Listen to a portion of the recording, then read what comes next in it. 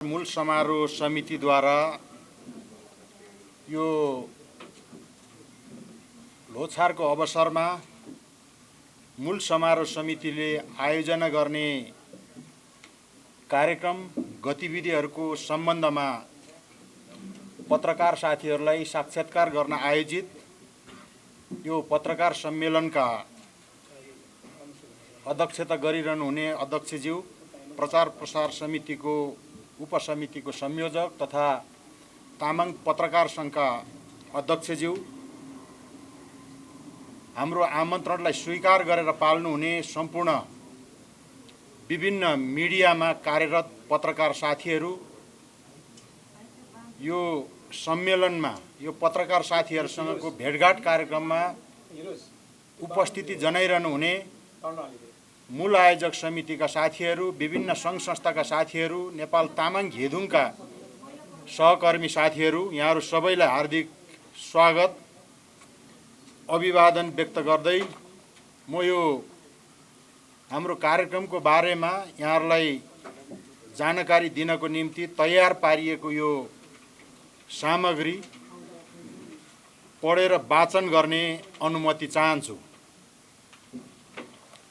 आदरणीय पत्रकार मित्रहरू, सर्वप्रथम त हाम्रो आमन्त्रणलाई स्वीकार गरी पाल्नु भएकोमा उपस्थित पत्रकार साथीहरूलाई हार्दिक स्वागत गर्दै सोनाम लोछार 2861 डुल सापुख्री सर्प वर्ष स्त्री वर्ग सिङखामको पावन अवसरमा समस्त प्राणी जगतको शान्ति र कल्याणका निम्ति हार्दिक शुभकामना ज्यावडान्बा व्यक्त गर्न चाहन्छौँ। नेपाल विविधता नै विविधताले भरिएको बहुराष्ट्रिय मुलुक हो। यहाँ बसोबास गर्ने सबै जातिहरूको आफ्नो भिन्न परम्परा, रीतिरिवाज र संस्कृतिहरू रहेका छन्, जसमध्ये नेपालको 5औं ठुलो जनसङ्ख्या रहेको तामाङ समुदाय भिन्न सांस्कृतिक विविधता बोकेको जाति हो। यो जातिको सामाजिक, सांस्कृतिक एवं धार्मिक जीवनमा लोछार परम्पराको विशिष्ट र अत्यन्तै महत्त्वपूर्ण स्थान रहेको छ, जसले गर्दा लो परम्परा तामाङ संस्कृतिकै एक अभिन्न अङ्ग बन्न पुगेको छ। तसर्थ यसले तामाङ जातिको उद्गम सभ्यता, सांस्कृतिक अस्तित्व र पहिचानलाई समेत प्रतिबिम्बित गर्दछ। नेपालमा मात्र नभएर चीन, Mongolia, Japan, Korea, Hong Kong, Vietnam, Laos, Thailand, Taiwan, Malaysia, Singapore लगायतका देशहरूमा चन्द्रमासमा आधारित यही सोनाम लोछारलाई नयाँ वर्षको रूपमा मनाउने गर्दछन् भने नेपालका तामाङ, योल्मो लगायत आदिवासी जनजाति समुदायले यो पर्व मान्दछन्।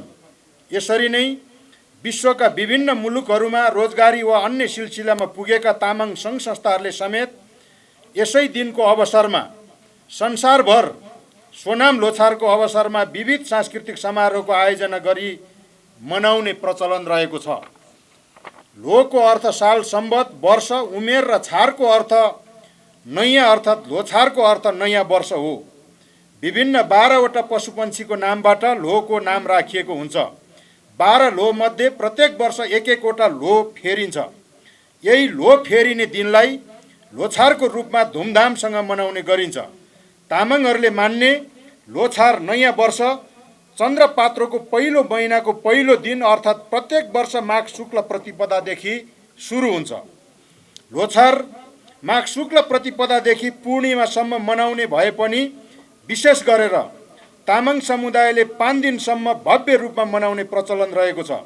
तामाङ जीवनमा लो परम्पराको ज्यादै ठुलो महत्त्व छ। यो परम्पराले धार्मिक, सामाजिक, आर्थिक, सांस्कृतिक, राजनीतिक र स्वास्थ्य जीवनको क्षेत्रमा समेत विशेष महत्त्व राख्दछ। लो फिर्ने अवसरमा ग्रह दशा फ्याँक्ने, कुलको पूजा गर्ने, घरमा लुङ्दर दर्जु फहराउने र विश्व शान्तिको लागि लामा गुरुहरूद्वारा मन्त्र उच्चारण गर्दछन्। यसले तामाङ जीवनमा धार्मिक महत्त्व राख्दछ।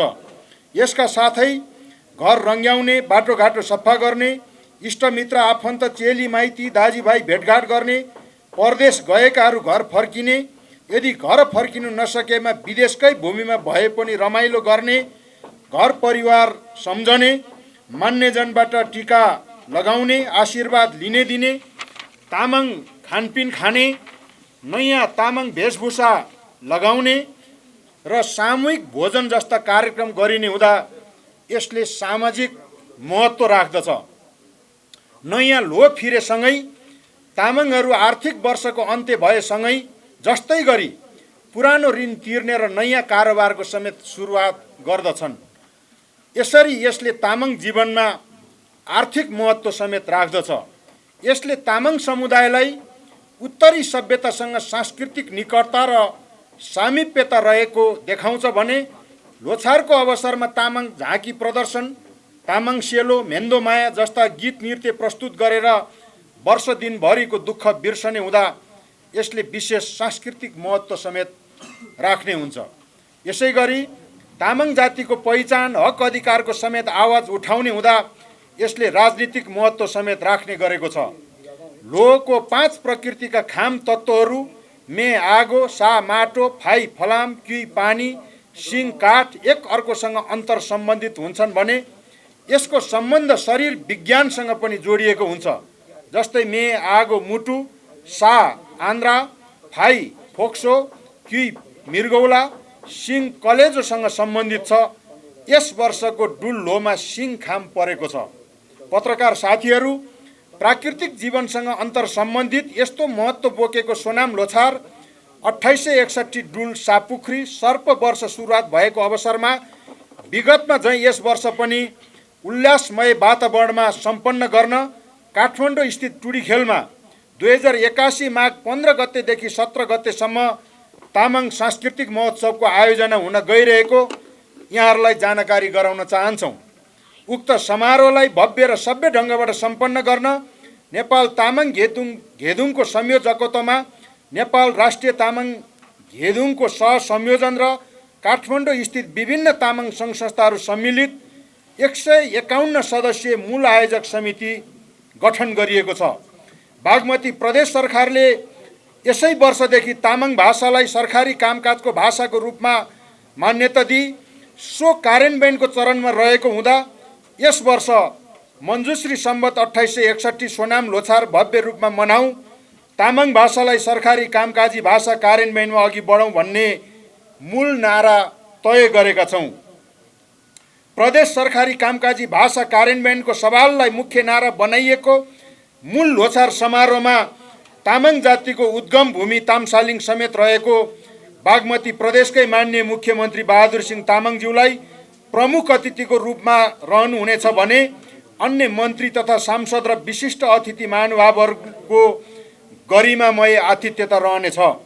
मूल समारोह समितिले मिति 2081 माघ 15 गतेदेखि सुरु हुने 3 दिवसीय सांस्कृतिक महोत्सवलाई निम्न गतिविधिका साथ उल्लासमय वातावरणमा सम्पन्न गर्ने तयारी रहेको छ।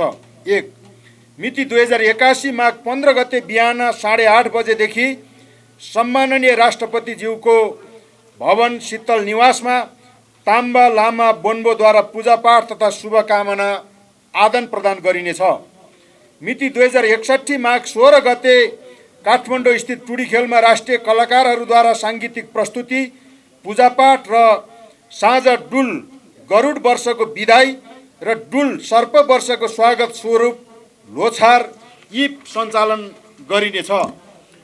मिति 2081 माघ 17 गते बिहान 11 बजेदेखि ताम्बा लामा बोन्बोको झाँकी सहित शान्ति र्यालीले टुडीखेल परिक्रमा गर्नेछ।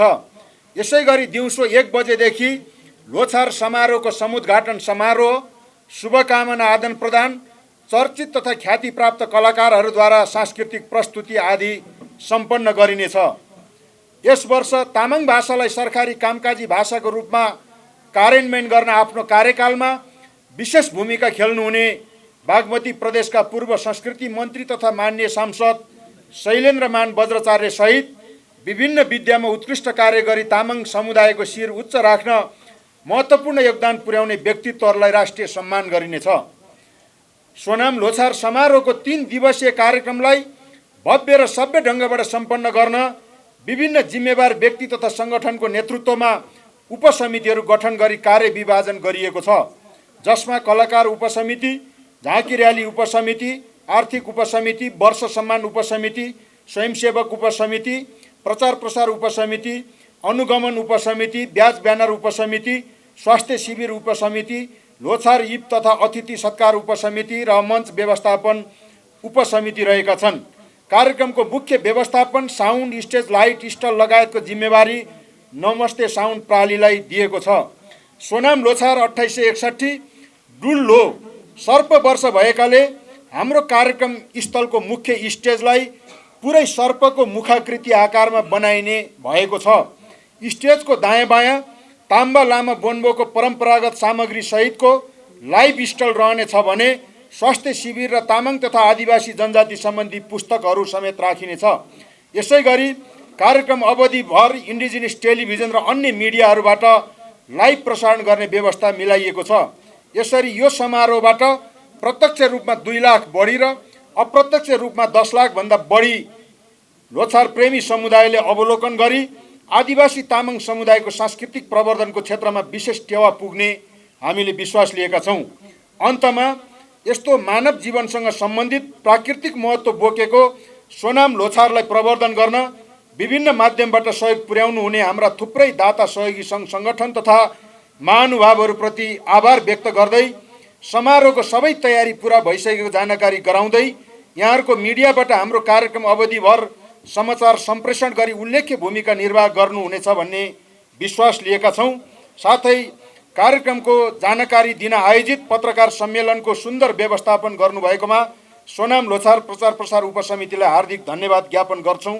थुजेचे फ्याफुल्ला, राष्ट्रिय सोनाम लोछार मूल समारोह समिति, काठमाडौँ।